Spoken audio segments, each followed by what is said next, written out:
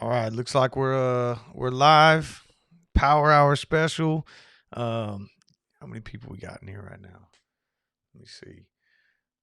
I know it takes some time to kind of get through that. I guess I just found out yesterday there's like a commercial or something that you got to watch before you come in. But anyways, so I kind of found out like a lot of you guys probably did. I was watching the video and I seen that Tar Heel wasn't going to do Power Hour today, so I hit him up and just said, "Hey man, I'm home. If I could do it, I'm gonna jump on and try to help out and get on here and get us through this rough one.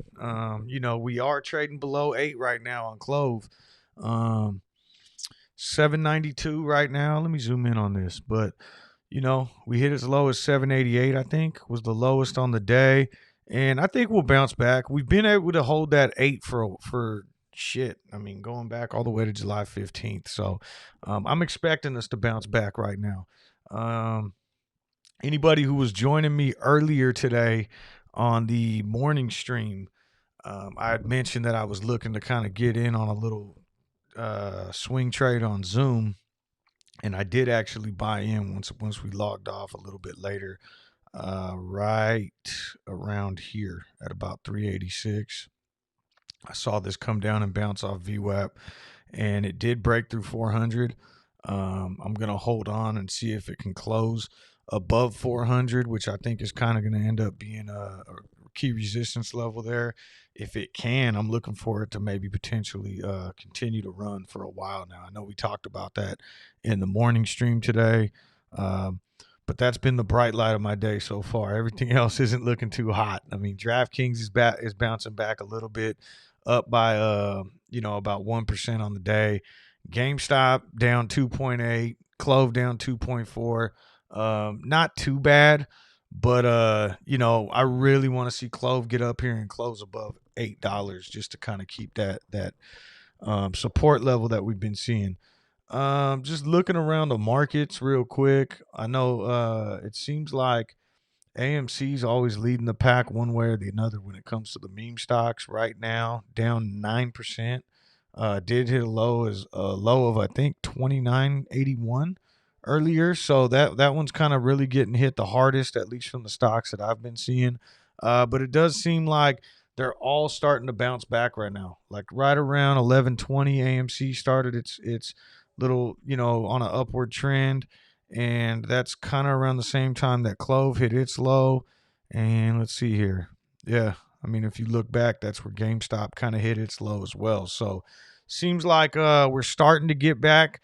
And what my assumption, at least, and this is all purely speculation, is obviously these stocks just got hit hard today, getting hammered down, and we kind of got down here to a point where now anyone who was just planning on shorting this for the day is probably covering and getting there, getting cut, buying those shares back. So we should see this stock continue to rise back up. I would imagine that's my hope, at least. Let's try to get back above 8. Maybe we could finish the day off green. I know that's wishful thinking, but I'd love to do it just so I could talk shit to Tar Heel later. Uh, all right, let me check this out. So we got Joseph's in the house. What's up, Joseph? Julio, what's up? He says send clovers for codes. Tar Heel, what's up? He says thank you for helping out. Have a good power hour. Yeah.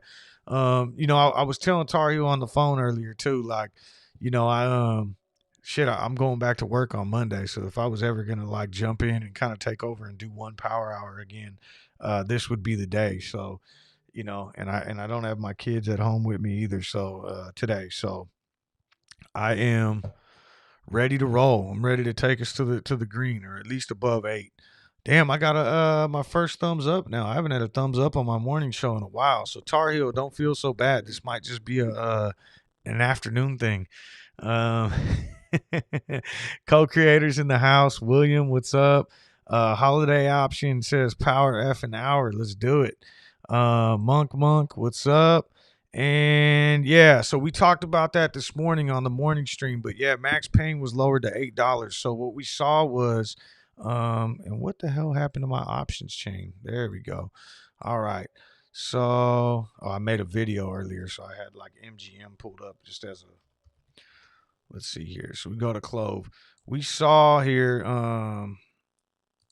at the August 6th, this week expiration, that all of a sudden now at the 850 strike, 11,500 open interest on the call side versus 1,200 open interest on the put side. So that's why we're seeing max pain get lowered. If all of a sudden right now at $8, puts are outweighing the calls by 4,000. If all of a sudden tomorrow these calls over here are outweighing puts, we'll see max pain get lowered to $7. I mean, that's just basically how it works. It's that middle ground where if they could pin the price between 7 and 8, all those puts are going to expire worthless, and all of these calls up here are going to expire worthless. And that's what they're trying to do, and that's what they've been successful at for the last I don't know how long. It seems like we've been going on 6-7 weeks now, but I got faith. I mean, like I said, it looks like we're getting up there right now. I'd really love to close above 8. I think that would be really strong for the stock. Let's see. Big Daddy Roro's in the house. What's up? Joe says put a football clove for coach. Right on, Joe. I appreciate it. Let's see. I don't know if I'm even saying this right. Infrec, or is it infrequency? Either way, I know I've seen you in here on Tar Heel Show and on mine. Thanks for stopping by. Let's see here. How about that ATOS? Yeah, I'm not in ATOS right now. I was looking for it to it is up huge today, almost up 10%. I might be looking to get back in soon.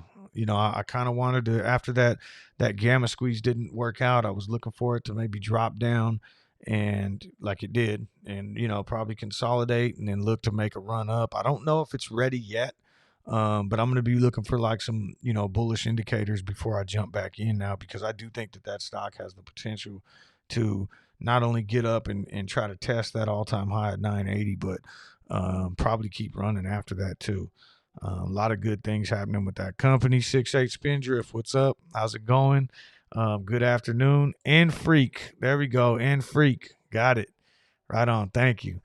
All right. So, yeah. So Joe said, watch the Chalk Talk right before he came on. So, anyone who's new in here, or maybe even not, but maybe been following the channel. So I started doing these Chalk Talks, and I'm really trying to start off as basic as possible, and then we could work into maybe day trading, how to draw lines, as co-creator says, and just looking for technical patterns. We could talk about how to trade options. I mean, really, whatever you guys want to talk about. If you have ideas for topics or whatever, go on one of those videos, leave a topic, and I'll get after it. If I don't know if I don't have the answer to something, maybe I'll bring someone else on to answer it, or I'll do the research, figure it out, and try to break it down and make it as simple as possible. That's my goal, is just to kind of make that little corner of the channel where people can go in there and learn, and it helps me too.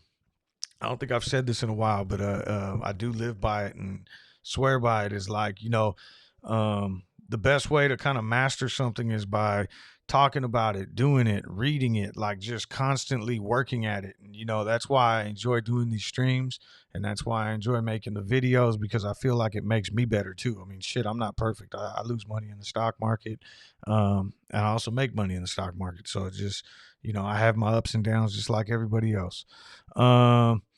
Low Work says, Coach B, watching you on my TV, just wanted to swing by on YouTube and say what's up today. We'll see if this closes above 8 again. I think we will.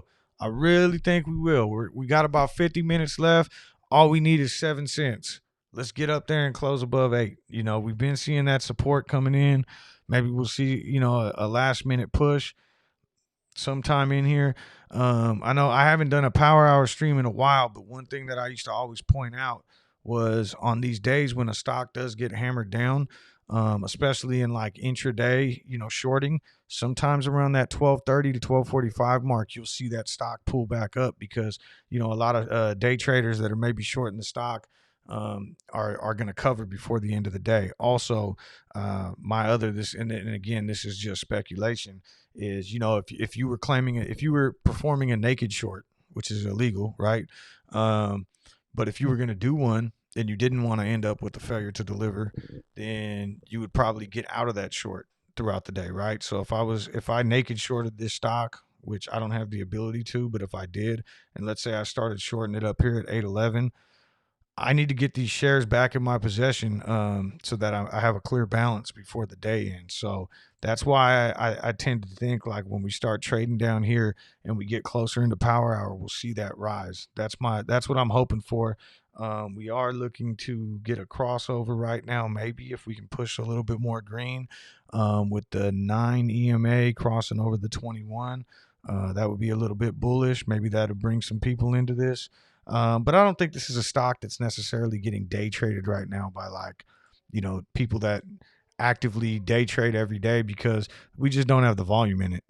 But there are short sellers who are, obviously intraday hammering the shit out of this stock, jumping in and out of it. So potentially, though, we might see this bullish crossover right now. We did crossover on the MACD, right before I signed on. So let's get it. Let's get above 8. Let's see. Co-creator said excited for the show. Tar Heel's putting on together for us. Yeah. So Tar Heel's got a ton of stuff planned, and I wish I actually had his schedule that he put out on his video earlier. But I think tomorrow he's got that interview, which is gonna be tomorrow afternoon. Matter of fact, I'm just gonna pull it up because I don't want to mess this up. So I'm gonna pull up his YouTube video right now, while I'm sitting here talking. Let's see if I could do two things at once, and we'll see if we can get and I'll just put that little schedule up here. That way we can see exactly what it is. But Tar Heel does have a lot of stuff planned coming up, and I think that's kind of why he did not. There we go. Why he didn't do the stream today? He's just been hella busy. So here we go. I'm gonna mute this and skip to the part of the video where I saw his schedule, and there it is. Let me pull this over. So right here you can see we got Thursday, which is tomorrow, right? Jonah Lupton's going to be on interviewing basically during power hour tomorrow. So make sure you check that out on Tar Heel Blues channel. Friday, he's doing his regular stonk tails, but that's going to be a little bit later. I think that time he said may change. And then Monday morning, he'll be competing with my morning stream. I'm just joking, but he'll be going at 6 a.m.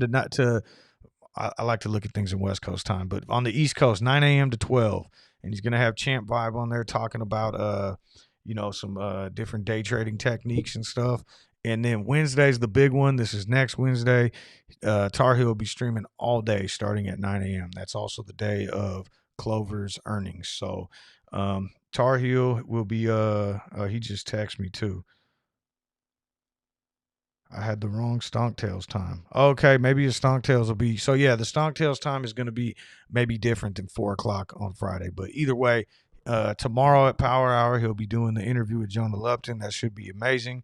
And then Friday, make sure you get on there for Stonktails. But Wednesday's the big one. Next Wednesday, this dude's going to go all day like a madman for Clove earnings. He's going to have different guests on. I'm supposed to try to get on there. It's going to be our first day of school. So I told him once I kind of see what my schedule's like, whatever my lunch schedule is, I'll jump on during our lunch at school and, from my live from Coach B's classroom. So should be fun. I'm looking forward to it. I think it's going to be a lot of fun and a lot of, excitement for the Clove community. I'm excited about it. All right. Let's see here. Austin's dropping cloves. Co-creator says 2 dislikes. Yeah, I never get the dislikes. I got I think the most I've had is 1, and there might have been it was just and somebody was just effing around. They were just popping it on and off, on and off, on and off. I mean, I don't mind regardless. If you're coming in here and you don't like the show, that's your problem. Why are you wasting your time? But anyways, I don't mind it though. Anyways, I mean, if you don't like the show, hit the dislike button. But I will say this too: if you are liking it, hit the like button. Help it out. I think that helps get the algorithms or whatnot going to help drive more people in here, and that only helps support myself. And when you're watching Tar Heels channel, it helps support him. Telepe says stopping in to watch and learn. Right on. If you could learn anything from me, I'm glad. And hopefully I could learn something from you guys too. I feel like I do every day. So just looking during that whole little me sitting here talking, we dropped down a little bit. We didn't get that crossover. Still moving. Still got about 44 minutes left today, but I'd really love to see us get to 8. Clove's trading at 792 right now. GameStop 148.82, 2.5% down, 2.5% on the day. GameStop has been getting hit hard recently. I mean, you think it's been rough for Clove. I've been holding both, and GameStop going back to June 8th, which is also the kind of the same day that Clove peaked. I mean, this thing has just been. I guess it's kind of the same. This went from 340 to 148, lost almost $200. And Clove, we've been kind of feeling the same pain, but Clove, we've kind of found a bottom. It doesn't seem like GameStop has one yet. At least we haven't been trading sideways. It's just been going down. I would expect that if it kept falling, maybe it'd find some support at 119, based off this previous level back here, but just got to wait and see. These stocks are all being heavily manipulated. I know if anyone's been kind of following all the videos and action on social media and everything else, I mean, shit. 19 million FTDs in Clove the other, like in this last report. Look at GameStop yesterday, went on this nice little run, kind of like I was talking about, where you see this covering happen before the end of the day, shot all the way up to 157, or actually a high of 158.99, and then just got hammered right back down in the last minute on less than a million in volume. So yeah, these stocks are definitely going in the wrong direction, at least for me. Like I said, my shining light today, or my bright light today, has been Zoom. I jumped in on that one right after I got off the live stream, when I kind of saw it bounce off VWAP here. I think I might have entered somewhere around here, but that one's been running good. I'm going to continue to hold it and see if it can hold today above 400. Looking at the daily chart earlier when I got off the stream, I was saying I was thinking maybe to wait and see if it like broke above this level before entering. So this level is actually 403.88. But I don't know. Sometimes you just got to go with your gut, and I just kind of had that feeling, and so I ended up jumping in. And if it continues to run, I'm gonna look for it to maybe try to get up here and test this 441. And then potentially keep going. I mean, with COVID coming back into play, and who knows what's going to happen, I would imagine that Zoom's going to become a bigger part of the picture now. So that's what I'm playing off of right now. That and some technical stuff that made me feel like it was ready to break out. Let's see here. DJ TRADYTICS is in the house. Yeah, like Tar Heel Blue says, I ain't even worried about it. Lowwork says if they smash the dislikes, I hope they break their thumbs. Let's see. Coach on Power Hour. Yeah, SRT, you're the one that gave me the idea. So I was watching Tar Heel's video, and while I was watching the video, I was looking through the comments, and I seen because I hadn't even got to the point where he said he wasn't going to do Power Hour. And so then I seen SRT's like, no Power Hour. What am I going to do? We got to get Coach on. And I saw it, and I'm like, you know what? I'm home today, and I'm still off work for the summer, so let's get it. So anyways, hopefully I could bring some luck here in the next 40 minutes or so. Let's see if we could turn this around. The other big one that I'm watching, I mean, and I've been on this play for months now, is BNGO. Earnings are today after the market close. Trading somewhat flat today. I mean, what is it? It says it's down 0.0059. That's nothing. But looking at the daily chart of BNGO, typically post earnings, it does tend to move one direction or the other, either 10% in one direction or the other. The straddle prices right now, I think, are somewhere around 20%, which means the market is expecting kind of a big move for this stock. It did cross over on the MACD. What was this?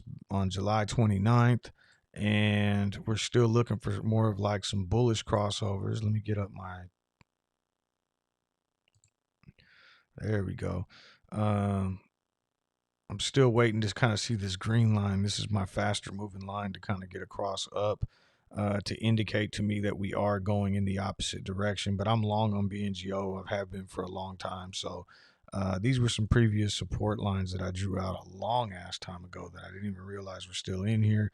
But I'm expecting this stock to run. If we could even just get a 10% move after earnings, hopefully we'll be looking at something nice and it'll make my account feel a lot better because things haven't been going pretty lately. All right, so let's keep an eye on Zoom right now. We'll pull that back up, get this going. There we go. All right. I don't know. I gotta change that in my settings. I don't like that 50 day. Get that out of there. All right. Let's see.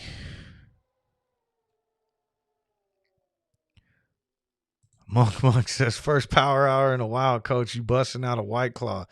Nah, I can't. I was camping this weekend. Did a lot of drinking this weekend, and I don't know. It's Wednesday. I can't. I don't think I'm up for it. I'll tell you what. If we we cross above 8, which also happens to be VWAP, in between now and the end of power hour, I will absolutely go grab a White Claw or whatever's in my fridge and have it. Even if it's right at the closing bell, I'll stay on for an extra 5 minutes and have one. So I'm throwing that out there. Let's see what happens. Let's get above 8, and then we can start celebrating. Co-creator says we drink White Clove around here. Absolutely. Scotty, what's up, Scotty? Nice to see you. Ross Lowe says, what is MACD? But I see Monk already answered for you. Moving average convergence divergence. MACD is a trend following momentum indicator that shows the relationship between two moving averages. So absolutely. So basically, what we're looking at here, like when I'm looking at these green lines and these orange lines, these are just moving averages. I like to look at the 9 and the 21. Sometimes I'll go with like the 9 and the 30. Different stocks actually follow different moving averages, especially when you're looking at the daily. Sometimes you could pull up 100 and see that a stock is bouncing off that line, whatever it may be. But the MACD is basically looking for bullish crossovers, and so when it sees one, it turns green, and then when it's like deep, as these lines are starting to get further away from each other, you'll start to see this get further away. And I think it also has a little bit to do with volume as well. I could be incorrect on that, but basically it's kind of a lagging indicator to a certain extent, right? But it's basically showing you that the trend has reversed, right? So we were red here, and then all of a sudden right around 11 we crossed over on the MACD, and that's showing you that the stock is starting to reverse trend. These bright green colors are basically means we're absolutely moving in the right direction, the direction we want to be in. When they start to darken, that means it's kind of starting to curl down, and maybe we might have some red on our hands. That doesn't always happen though. Like if we look here earlier, this is GameStop. We see that bright lime green. It's coming up. It's coming up. Oh no, starts to go dark green, but then bam, we come back and get hit with some lime again. So but it's just something I like to take a look at. That and RSI are like the two big indicators that they're easy to kind of look at. The RSI, anything above 50 is bullish. Once you get above 70, you're kind of in this oversold territory, but stocks can trade in that territory as well. So like if we look down here at Zoom, you could see that, it crossed over on the MACD, but it also crossed into the overbought territory by trading above 70. But shit, it went all the way up to 77 and kept riding up there for a while. But a lot of times when your RSI is trading in the red, at some point it's going to cool off, and then that's what we saw here. It came back down to 57, and then bam, it goes on another run. Gets up here in this red a little bit again, in this overbought territory. Now it's got to cool off. and now just hit a new high of the day at 403, and it's crossing back into that overbought territory. So that's kind of where that stair stepping pattern that you see in stocks that are running. Usually, what'll end up happening is, you'll come up, get too hot on the RSI, and then it's like, okay, we need to cool off. People start selling, taking profits, trade sideways, then bam, make another run. Too hot, sell off, and that's all the RSI is. But also on the flip side, if you get below 30, now you're into like oversold territory. So now you should be, that's another way to kind of maybe gauge when we might be able to see a bounce back. When we start trading below, underneath this bottom line down here, you really start to look that, you're probably going to see a pullback soon. We haven't seen that. I'm trying to see if we saw any of that today in any of these stocks. Yeah. So even if you look, the low of the day for GameStop today is right when it got into that oversold territory, and then it bounced right off of it. So that's also an indicator that, maybe things are going to trend.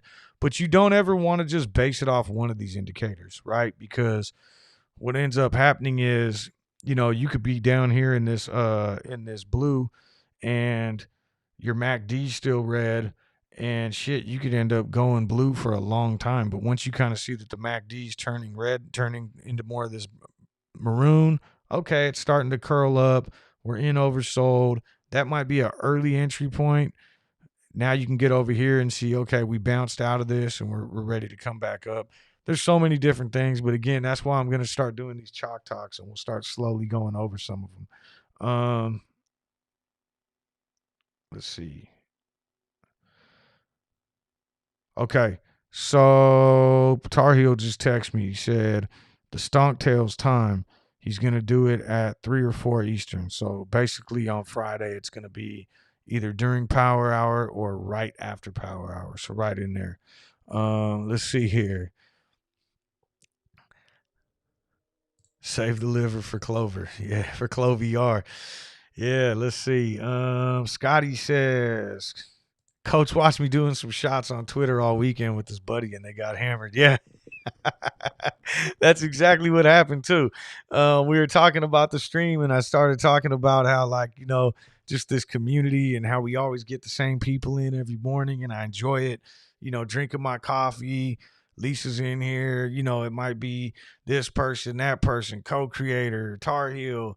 Just started naming off all these people, and then I was like, Scotty, and he's like, oh, because he watches the stream too. He's like, which one's Scotty?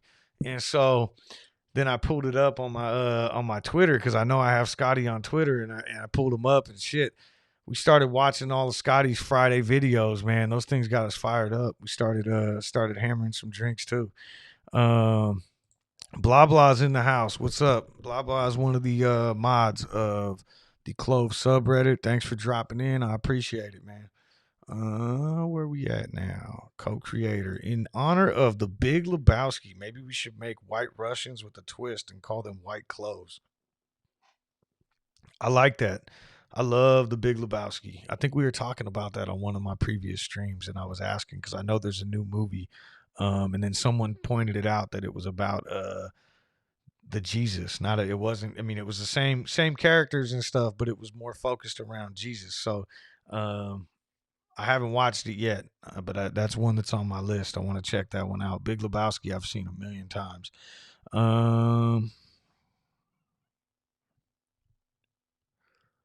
Ooh, Scotty's got a good idea. White Russian with a little bit of creme de. I don't even know what that meant, but basically it's that green coloring. That would be awesome. Oh,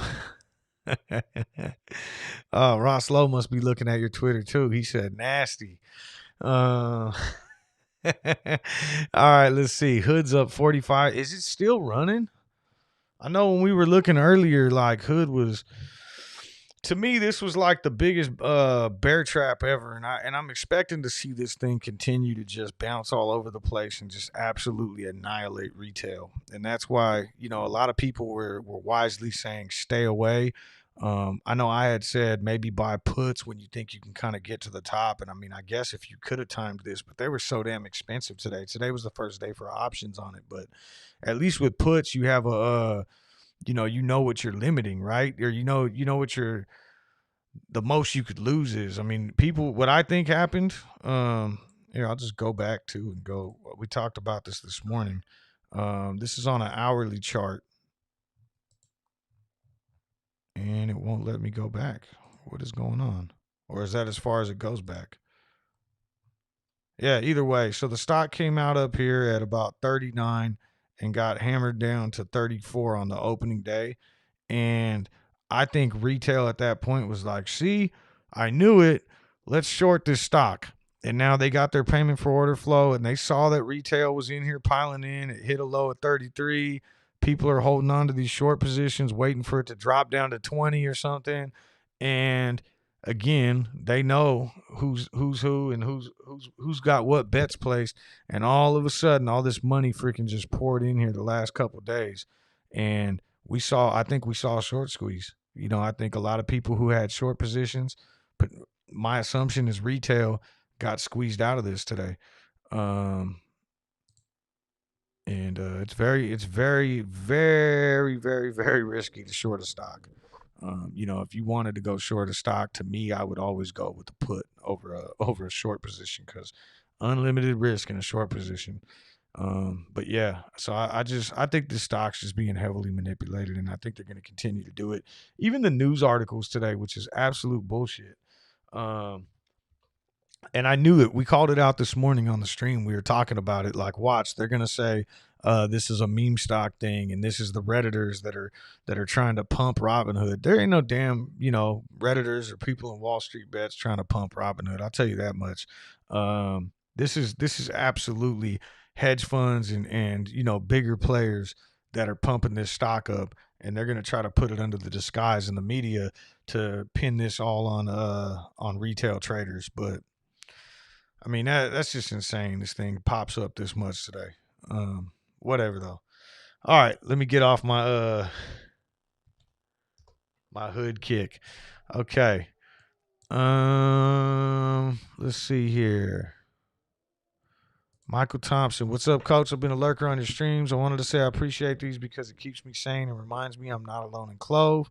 I'm an all-in holder and could retire early if moon. Yeah, I mean, I keep even like friends and family and stuff. I've kind of learned that I won't try to push anything on them anymore. I used to always try to tell people like about GameStop shit.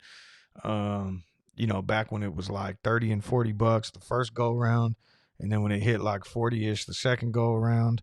And then, unfortunately, some people buy in late and they end up holding, and then they get so now. But anyone who's asked me, and I've been getting a lot of questions, obviously, because this channel's been taken off. So now, like, friends and family have been like, hey, so what stock? If you can get your money in one stock right now, what would it be?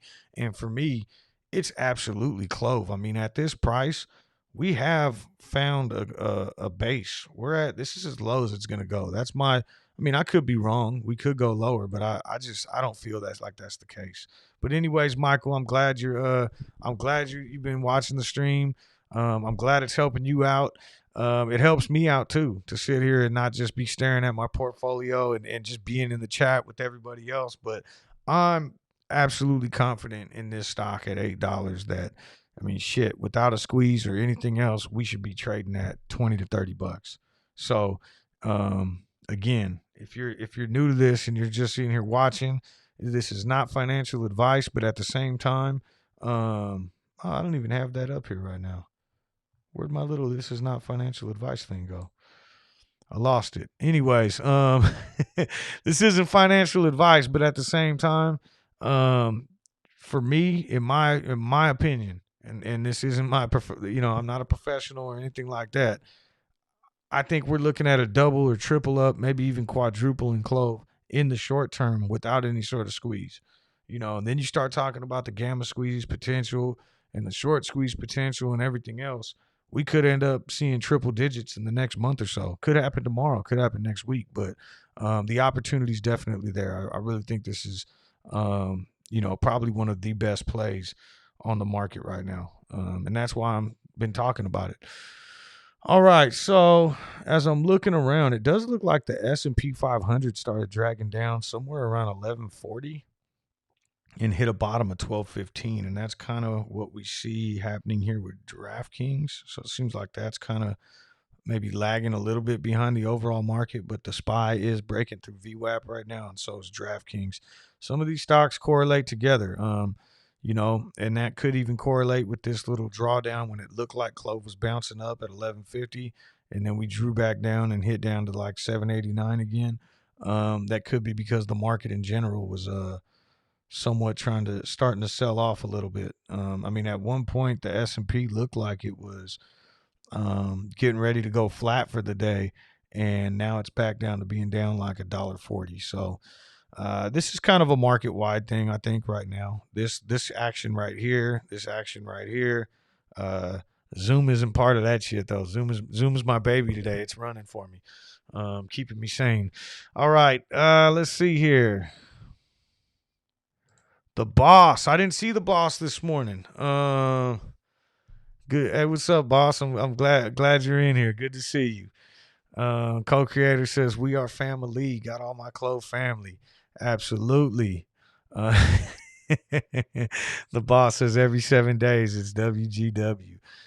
Yeah, you know what? I did notice too the Clove crypto. I don't know anything about it, but there's is it called like Clover Finance or something like that?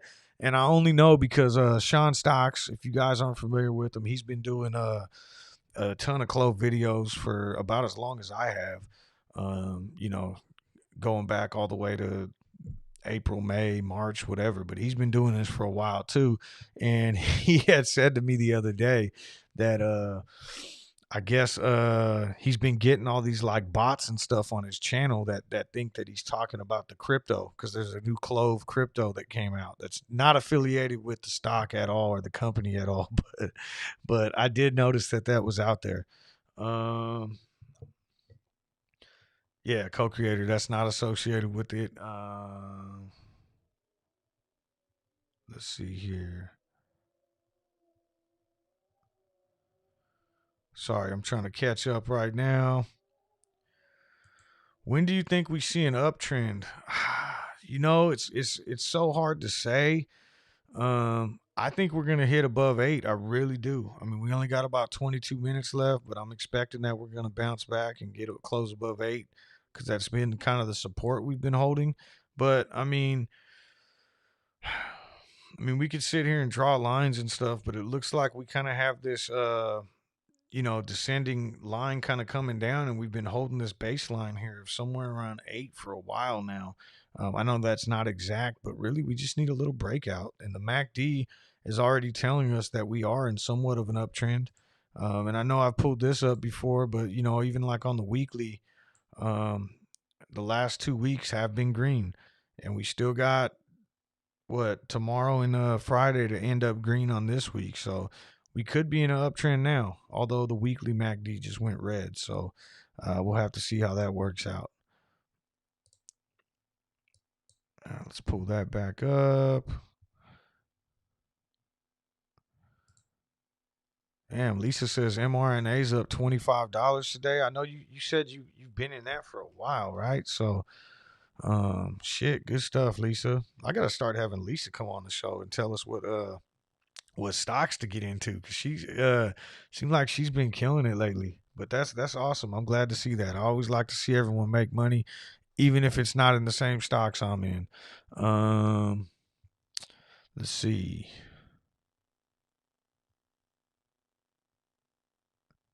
Ecom says 30 shares of Hood, ditched it at 70, bought at 35.80. Right on.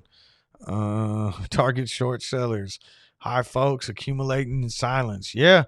And that's really, if you believe in the stock like I do, or shit, this stock has so much potential beyond the squeeze and the growth, and the squeeze and the gamma squeeze potential, that like it's truly is a hyper growth stock. It's not just a health insurance company. They're also into tech. They have the AI side with the Clover Assistant, and just everything about this company. I'm expecting this thing to be in triple digits without a squeeze at some point. I said 2 years. I think the other day someone was saying 5 years, but either way, triple digits from right here is way more than times 10 your money that you're putting in. So, and I don't think you can find too many investments like that in the market right now. So accumulation is good. Right now, they're giving us this stock at a cheap price. That's the way I like to look at it. Boss says the squeeze is coming again. I think it will pop right around earnings. Yeah, I mean, we talked about that this morning too. Like I could see it going a couple different ways, right? Like where the option chain is so loaded up for August 20th. I know Target Short Seller keeps pointing out that date, and it really is. That if we were to get some sort of push before earnings, like leading up to, let's say, next Monday or Tuesday, earnings is on Wednesday, we might see a big pop then. Or potentially what happened last time, it was here. I'm going to do it down here too, just so we can keep an eye on the actual 5-minute chart. But what happened last time, it came a couple of days after earnings. So let's back this up, and I'm going to turn off all my studies just so we could see. Remove studies. Yes. All right. So there we go. I'm going to take this off the screen. So last time right here, earnings was right here on 517. We got hammered down on earnings.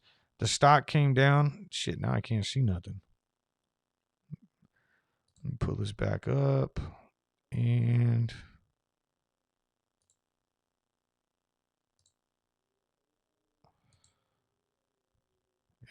all right, screw the lines. Anyways, stock got hammered down right here. That was on 517 on earnings.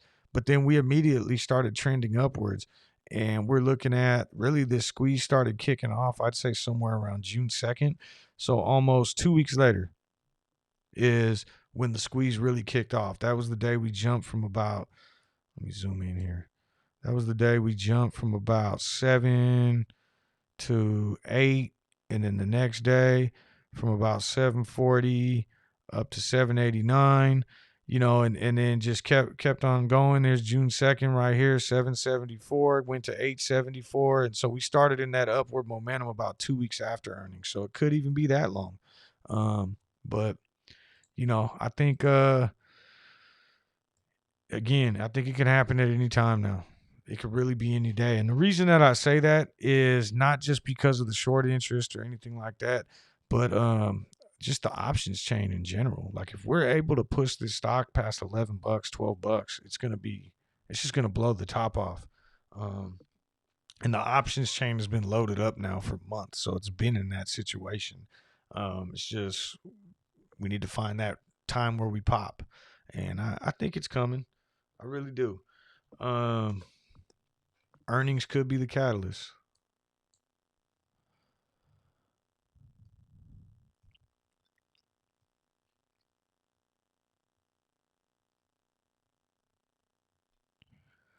Josh says, do you ever think that this was a pump and dump? Because I look at my portfolio and cry. If you're speaking about Clove, nah, not at all.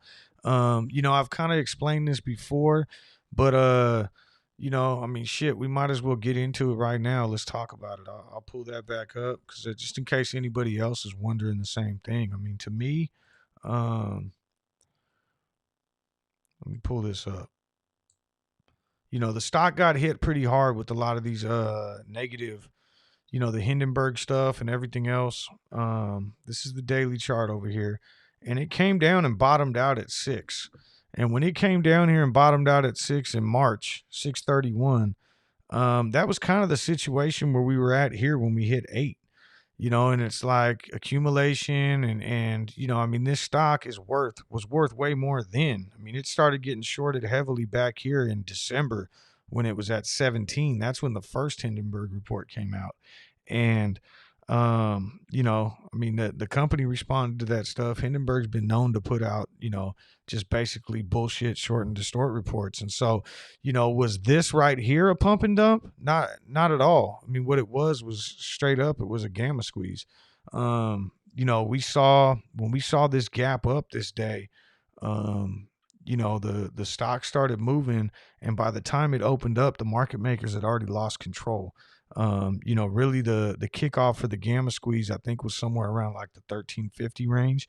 And so when it got past that in pre-market, it basically made it so that when the stock opened up that day, it had nowhere to go but up because of all the delta hedging and everything else. And so the stock ended up just running. And then finally the option chain ran out somewhere around 23.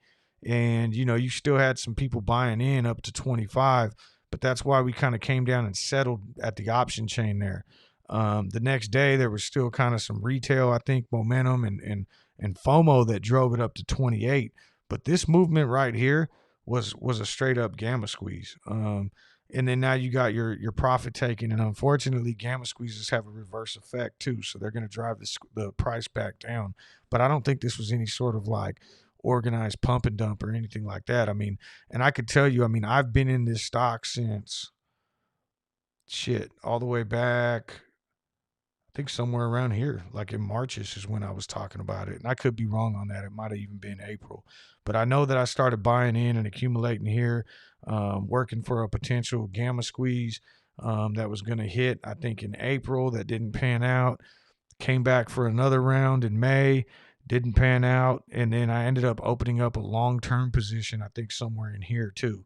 So, and I held the stock. I'm still holding it. I mean, if it was a pump and dump, I would have got out. I think I just, my own personal opinion, I don't believe so at all. I believe in this company long term. But this is the type of shit that they want you to think, right? They want you to be afraid and think that, oh my God, what do I have my money in? But what, I mean, when you look at what's come out about this company in the past month or so, ever since the run up when we got up to 28, all it was has been good news. We heard that the company doubled their geographic footprint. We heard that they've been getting recognized and honored as one of the top healthcare providers. We just recently saw that they're expanding into Florida. On top of that, I'm probably missing a bunch of stuff too, but we also saw them hire two executives, one from Palantir and one from Uber. So you got a healthcare company that also has an AI side and a technology side that's hiring top level executives from top other technology growth firms. That just shows me that this company absolutely is looking for growth. So yeah, I know it's hard right now, and trust me, I mean, I've been through it. I've been I rode the GameStop wave once, made some money, but then I got back in and I didn't sell the second time I got back in. So I've been through this volatility a lot, and I think we just gotta hold on, and that day will come. And that's what I love about Clove though too, is I'll hold this damn stock for 2 years if I have to. I mean, there's no reason, unless something totally out of whack happens, which could happen to any company. But God forbid something like that happens. We're looking at this stock should be trading at triple digits down the road, whether it's 2 years or 3 years. And like I said, that gives you the opportunity to almost go like times 15 your investment today. So you'll be fine, man. That's my take. But obviously everyone's got to make their own decisions too.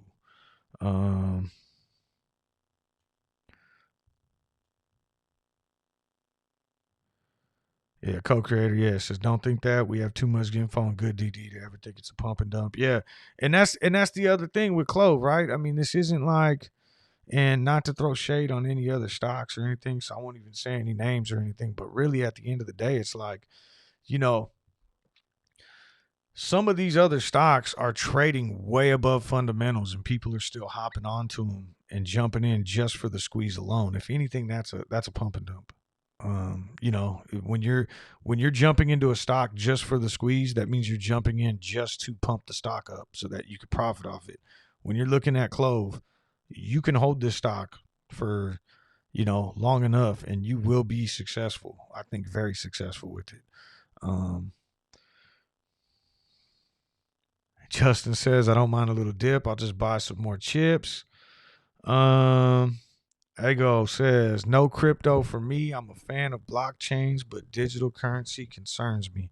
Yeah, and I know I've heard Tar Heel say the same thing too, and I absolutely agree. Like, I've owned some Bitcoin in the past. I also recently just bought some XRP. Just because, matter of fact, now I'm going to check to see how it's going, because so many of my friends were telling me about it. But this is just like little tiny positions in these things, nothing major. I'm afraid of keeping too much money in cryptocurrencies, because, you know, it's like the market. Just think about how heavily manipulated the stock market is. How do you think an unregulated crypto market is? So that's why I'm kind of, I try to stay off as much as possible of that type of stuff. But I kind of trust Bitcoin. As I think it's gonna always have kind of that lasting. I don't think it's gonna like plummet down to zero or anything. And so what I used to do was just, maybe put in a couple $100 whenever I had a chance, and I built up a pretty decent sized Bitcoin portfolio. And then over time, if I need money, I just pull it out of there if I want money for stocks or anything else. But that's always been like the only one I've really trusted. Although, like I said, I think I threw about $1,000 in XRP the other day just to see how it was going, and it's actually up, I think, like 30%. But I don't know. I don't know enough about crypto to really get into that stuff. Um, let's see here. Co-creator says Nero was a pump and dump. It's through the floor now. That was a wild ride. Um, JR says, is it true if we all set a limit order to sell at 45 or 50, the broker cannot offer those shares to short sale? I don't think so. I think that's just a rumor that kind of started. I remember hearing that back when um, Wall Street Bets GameStop days, because I know, and the reason I say that is because a lot of people left GameStop or Wall Street Bets and went to the subreddit GME, and then from there to Super Stonk, and that was going around for a while. So everybody had these high limit orders in because they thought that the broker couldn't lend out the shares, but I don't believe that's true. I think if you're on margin, it's not up to you at all. Your broker's gonna do whatever the hell they want with your shares. And if you're on a cash account, you just let your broker know that you're not down for share lending, and they won't do it. But I think if you're on margin, you're borrowing money from them to buy them, they could do whatever the hell they want with your shares. That's my understanding of it. Co-creator says Lisa's saving the farm. She's got to be on point. Ecom, I buy Clove, only goes down. Yeah, okay, Ross says average down. Let's see. Won't be surprised if it gaps up 3 weeks after earnings to shake out the impatient ones. Yeah, I could see that too. I mean, that's basically what happened last time, right? We saw it come in about 2 weeks after earnings, but I don't know. I have this feeling, and I mean, this is more of one, based on the technical analysis, that they haven't been able to get us to close under 8 since July 15th. Although that seems to be changing today, if they could still hold this price under, but that would be one day out of the last 3 weeks that they were able to pin us below 8. And we've touched below 8 almost 8 or 9 times during that time period. So to me, I don't think they can suppress this anymore. I mean, at some point, you start to run out of firepower. It starts to become too expensive to do this. And even when you play the games of kicking the can, you're still taking on more.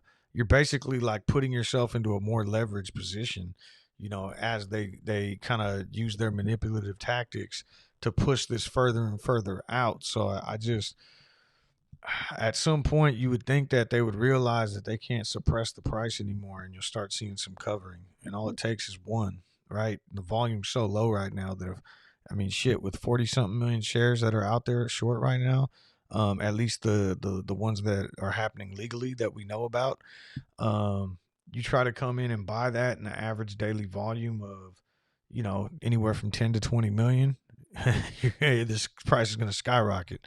So, let's see here. I'm way behind on the chat. Sorry, guys. I'm about to just start scrolling through.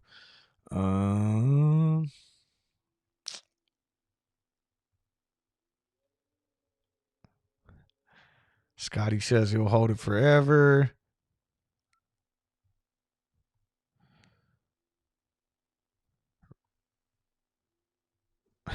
Aiko says he's about to crack open his savings account and go big. Co-creator, you can't pawn the DJ gear. Don't do that. Let's see. All right, I'm trying to catch up. Derek says trying to get filled at 790. Well, shit, you're right around there right now. You might actually, or you probably did get filled. I'm late on this because it came down to 790. So hopefully you got in. Um,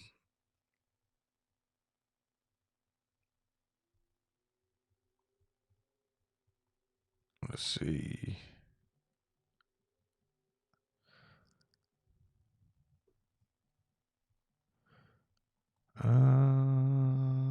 Fluffer, what's up? Fluffer's in here. Right on. Thank you for joining. I had to pull a kind of a special power hour show when I found out Tar Heel was taking the day off. But thanks for coming in and joining. I appreciate it. Pablo made it in too. Yeah, I didn't know I was gonna stream either, Pablo. It just kind of happened. I was doing some schoolwork, doing stuff around the house. My kids are at daycare today, and so I kind of had the free time. And then went to go watch Tar Heel's most recent video and saw that he wasn't going to do the stream. So I hit him up and I was like, "Hey man, I'll jump on and do it if you're, just to kind of fill in for the day." Gunslinger says, if the stock sits at 8 for a long time, you can keep holding and make some money by selling call options. If the shares get called away, just start selling puts till you get the shares back. Yeah, the only thing that scares me about that, and I mean, and I say this, and in hindsight, I would have made an absolute killing doing it with my GameStop shares, but I never did it with GameStop. I mean, I've sold covered calls against a lot of other stocks that I've owned, and that is a good strategy, especially when IV is high. But I've always been afraid to do it with a Clove or a GameStop because I don't want my shares called away. I mean, let's say you sold some Clove $12 calls tomorrow, thinking like, we're going to trade sideways long enough. Then all of a sudden the stock pops, and now someone takes your shares away at $12 and the stock runs up to 40. You know what I mean? That's what I'm afraid of. So, I mean, everyone, but then again, I look at it, from the other perspective that, like, if I would have been doing this with GameStop, every time we made our run up, sold or sold covered calls, and then when the IV's still high, sell them again. I mean, shit. I think at one point, an $800 call on GameStop for like 2-3 months out was going for like $2,000. And I mean, to think about that in hindsight, sitting with my shares at GameStop right now, I'd gladly sell them for 800. So I wish I would have took advantage of that and actually sold an $800 covered call against but that was different because the IV was so high on GameStop too. The IV on Clove and GameStop isn't high enough right now, I don't think, to make any ridiculous money like that. Let's see here. I'm still trying to catch up with you guys. Pablo says he's loading up tomorrow. Big baller.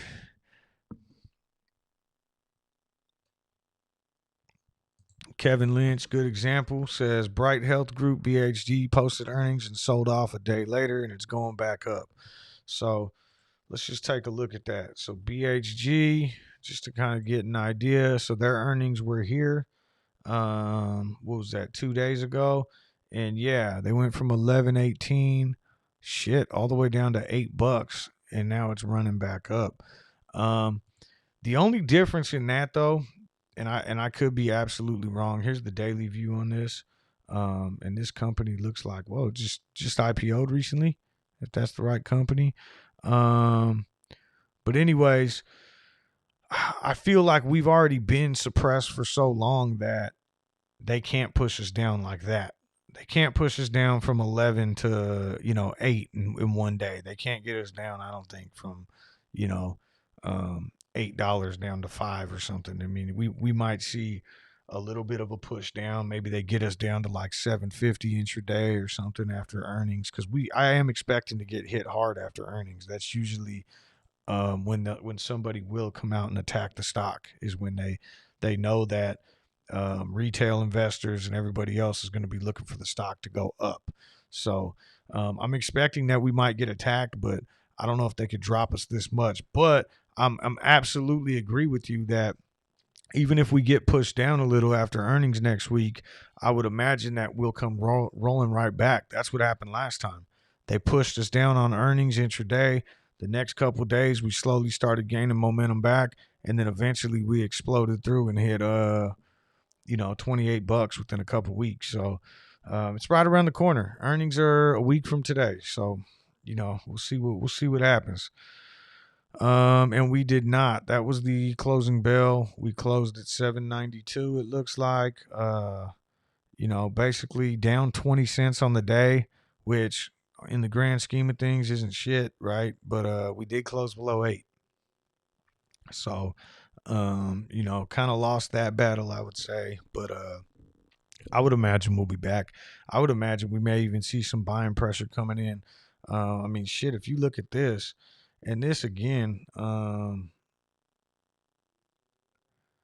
seems absolutely insane. I don't know if you guys could see this, but I'm going to take a screenshot of that because those are some huge orders that came in right at the bell.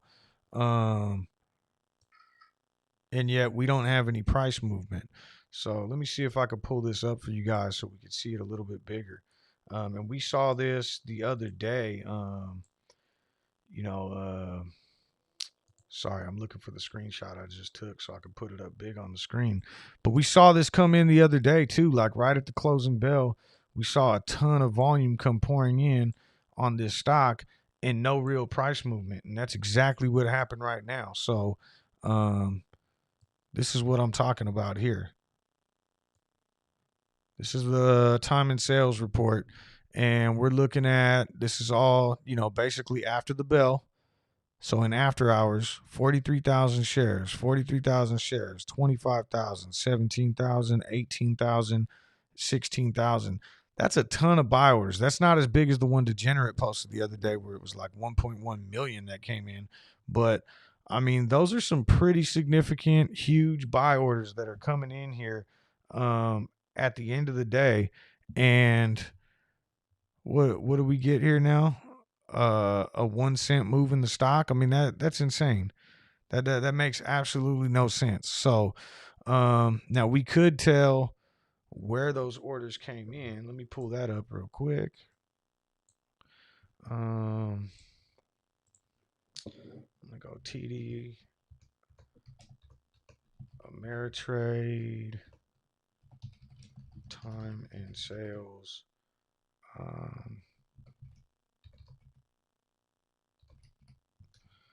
Exchange codes, and we'll see what these are. Okay, so I'm going to just cover the screen real quick so you guys can see both of this, anybody who's both on. But this is how, with these exchanges, this is how you could see where these orders came in from. So like this 16,000, 18,000, 17, all these came with the D code, and that means they came ECN. So ECN is an ATS. That's basically like a dark pool. It's an off exchange trading. Q, on the other hand, is the NASDAQ, which is where we saw that 1.1 million shares print at the end of the day the other day. Was that Monday? We saw 1.1 million print on there. So definitely something shady going on there, especially with all these buy orders coming in on the ECN. Yeah, because that's basically like off exchange to my knowledge. So let's see. Joseph saying, did we get to 8? Coach said he pop a claw. Nah, we didn't. We didn't. Let's see. Is it true that we're 76 million shares short in the dark pool? I don't know about that. What's that website where everyone looks that up? Because I don't think that's necessarily accurate. Yeah, I think those numbers on that one website, I know it's something.io. I can't think of the name of it, but I don't think that's necessarily true. I think that data is being interpreted wrong. We could be, but the other thing that you got to understand too is like you can't physically. Yeah, you could short a stock through the dark pool, but you're not going to negatively affect the price. Or what I mean by that is you're not going to push the price downwards. So think about it this way: if you want the whole reason for using a dark pool is to move a stock or is to not move the stock. So if I wanted to make a big buy or a big sell, I would want to take it onto a dark pool or an alternative trading system so that I'm not going to move the stock price. So you wouldn't want to short a stock in the dark pool because you're not going to get that downward pressure. If you want to drive a stock down, you're going to do your shorting, your active shorting in the regular exchanges to drive it down. Now, what you could do on a dark pool in terms of shorting is create like a naked short position, kind of like I was talking about in my video the other day about the dark pool manipulation. Like if they're routing retail orders into the dark pool and there's no sellers in the dark pool, essentially what's happening is whoever's taking the other side of that trade is now they're opening up a naked short position. So that would be shorting, and I could see that if they routed 76 million shares into the dark pool and there was no seller on the other side and they're just creating phantom shares there so that you're not driving the price up, then that would make sense. But I don't know. I'd have to look at that data, but I don't. I think that data might be being looked at wrong.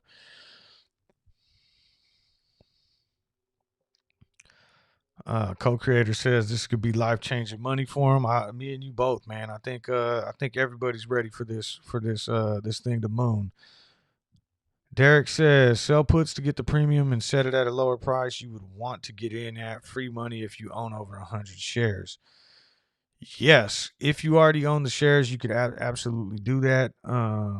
You know, but basically, like someone had posted something about doing cash secured puts the other day, and while cash secured puts are a great way to like basically collect premium and even like accumulate shares, the only problem with that is for like maybe people with a smaller account is a lot of people are putting all their dry powder into buying shares, so they don't have that extra cash sitting around to do the cash secured. But I guess if you already have the 100 shares, yeah, that would work.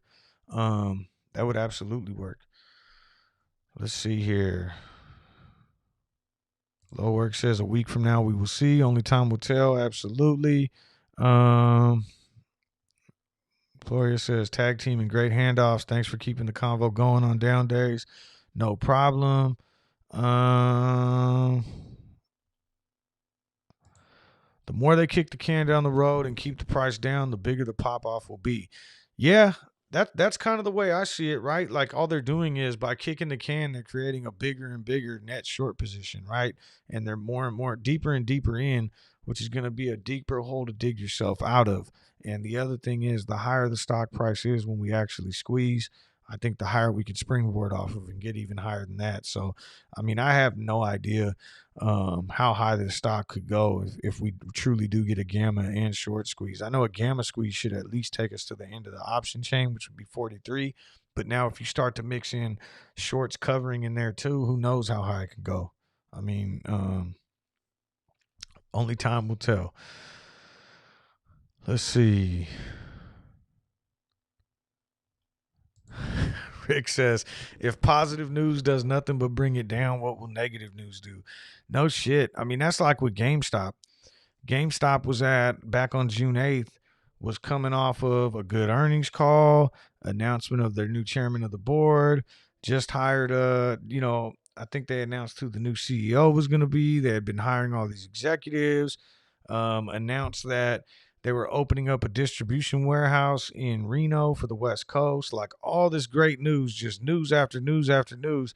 And the stock is just continuously being hit. And I think a lot of times short sellers will attack a stock on good news to scare people, to create FUD, to make people kind of second guess if they should be in it. And they want you to basically, shake their shares out.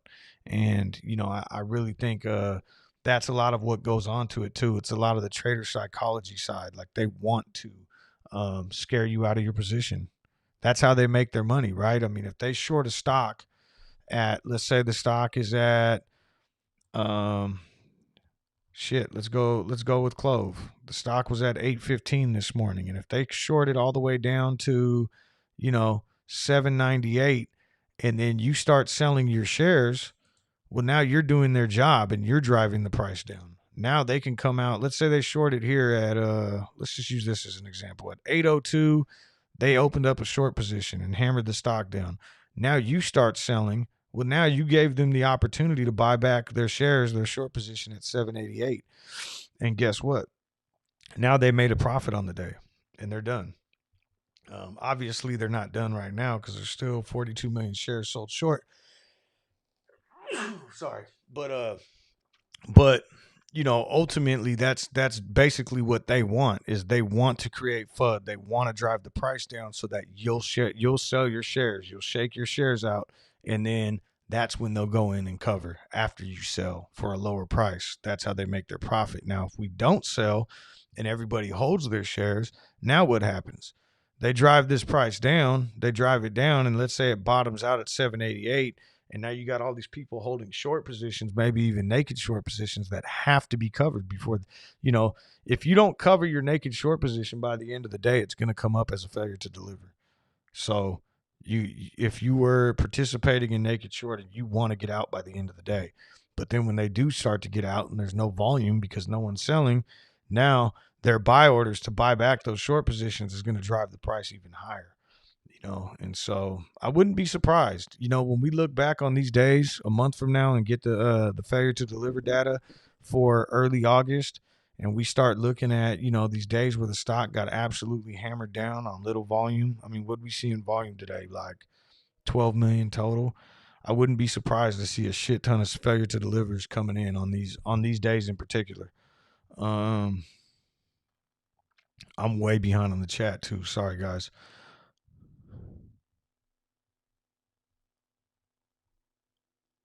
And I got to take off. I got football practice today. I also have a paper I got to write for my own school that I was gonna get done. I told Tar Heel earlier, like, well, if I get my paper done, then I'll do the power hour. And then I ended up talking on the phone with my wife, doing other stuff, cleaning around the house.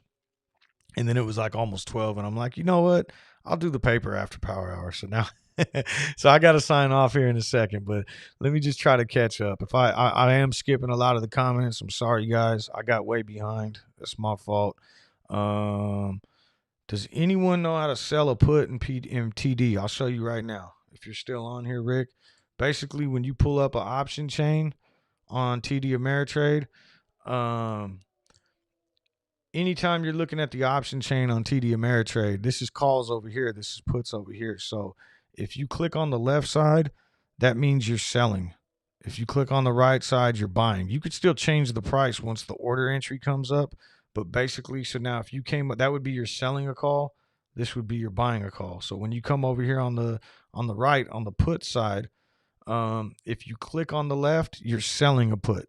If you click on the right, you're buying a put. That's how it works. And then so once you click on it, it'll pull up an order entry form, and you can come in here, say how many puts you want to sell. Oh, that's not even showing up on the screen. Let me pull this back up. Oh God, what did I just do now? Sorry, guys. Got a little bit carried away. Let's see here. So there we go. So now you're going to pull this up on the screen. You'll see this order entry, and you could click exactly how many puts you want to sell. Just make sure it says that you're on the sell side, and that's what's going to make the difference, okay? Because if you were going to buy a put, it would show up in green, and then you could change when you want the expiration. You could even change what the limit you want to put it in for, all that kind of stuff. But also keep in mind, you can't do it right now. You got to do it during market hours. Let's see here. All right, I'm still going. I'm still trying to get through here. Monk got it completely right. Negative news just helps shorts push FUD, and they can shake more shares out of paper hands. What's your take on Altrade highlighting FTD spikes followed by a lag, then squeeze? Should we be setting a clock for T35 from the 19 million FTD? So I know he was talking about, he was kind of pointing out how, like, I think he said 3 months later, I watched that video, unless he made another one, but I watched the video he made the other night where he was comparing it to AMC and GameStop. And I didn't go through and like cross-reference his data, but I do know this, like with AMC and GameStop specifically, all the big run-ups came on T21 or T35 cycles. So basically, if you go look at like a big day like that with 19 million FTDs and then count 21 days past that, somewhere in that range is when you would see the big pop of those 19 million FTDs getting returned. But and then T35 on some of the bigger ones, because market makers have 35 days to basically clear those FTDs. But that being said, I think that there could be something to that, but somebody would really have to put in the work to compare all that data and not just, saying, oh, well, look, on this stock, it went 3 months and then this happened and that sort of thing. I think you really want to go through and you want to make sure that you find that this correlates time over time, right? Like, if you see, um, I guess seeing it happen once isn't necessarily a pattern. But Al's a really sharp dude, and I know he knows statistics and all that kind of stuff. So if he's saying it, I'm pretty sure that he's fairly accurate in what he's saying. I just, like I said, I haven't cross referenced the work to make sure that it all lines up. Let's see. Co-creator said, "Much love, Coach B, for covering Power Hour today. Right on, man. I appreciate it, and I appreciate all you guys coming in here and supporting, and that's why I did it. So if you're still in here and you haven't already, please hit the thumbs up button. It'll help me out a lot. And if you're not subscribed to the channel, go ahead and do so now. I go live every morning at 6 a.m. and and then Tar Heel normally does the Power Hour. I'm just filling in for him this morning. Let's see here. Blah blah says, just tagged you and co-creator on Twitter. Give a shout out to Tar Heel Blue for tomorrow's event. I will. I'll go in there and retweet it later on. And for anyone who just joined in that didn't hear, so tomorrow during Power Hour, Tar Heel will be interviewing Jonah Lupton, I think is the name. Really big dude, huge following. One of the guys organizing the FinTwit conference coming up. Should be a really good show. And really good for the community. So make sure you come back on Tar Heel's channel tomorrow during Power Hour to check that out. And he's also got a bunch of other events lined up, in the coming days. So should be some pretty exciting stuff, especially the guy's a madman. He's going to go basically bell to bell, I think, or maybe even longer than that for earnings. So on next Wednesday. So, I mean, he's going to be going for a while. Just out of curiosity, where's BNGO at? BNGO earnings are right now. And I do have to sign off, but I just want to check and see if they've actually come out. And yes, they did. So let me see here. Maybe we will hang out for a second and see what happens. So far, so good. Looks like it's popped up to 609. I would hope that it goes a little bit higher than that.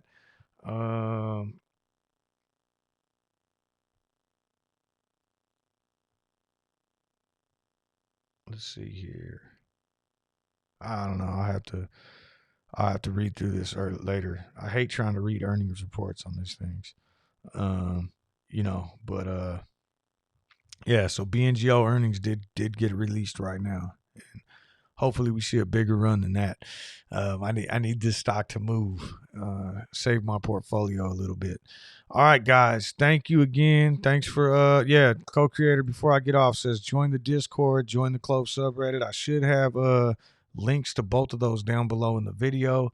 For sure I know there's the subreddit one. I don't know if I have the Discord one, but definitely go in there and support. It's all about building this community. And the last thing I'll say is this. I used to say it all the time, and I think I get so caught up in the chat now that I run out of time. But basically, make sure you're supporting everybody who's supporting Clove. So go on everybody's YouTube channel, whether it's Al Trade, Tar Heel Blue, myself, Sean Stocks, Dutch Trades, Target Short Sellers, everybody who's covering these, Mcash, I think Walkabouts with Dan. There's all kinds of YouTubers now, but if you come across a YouTube channel that's covering Clove in a positive light, hit like on that video. Okay, even if you don't have time to watch the whole damn thing, hit like on it. It helps get it in the algorithm. It helps get those videos in front of other people's eyes, and that's gonna help us out in bringing more retail into this stock. I think it's another way of just kind of like helping spread the community. But anyways, thank you guys again. Hopefully I'll catch you guys tomorrow morning, half hour before the market opens, talking stonks with Coach B. See you guys later. Have a good afternoon. Enjoy the rest of your day.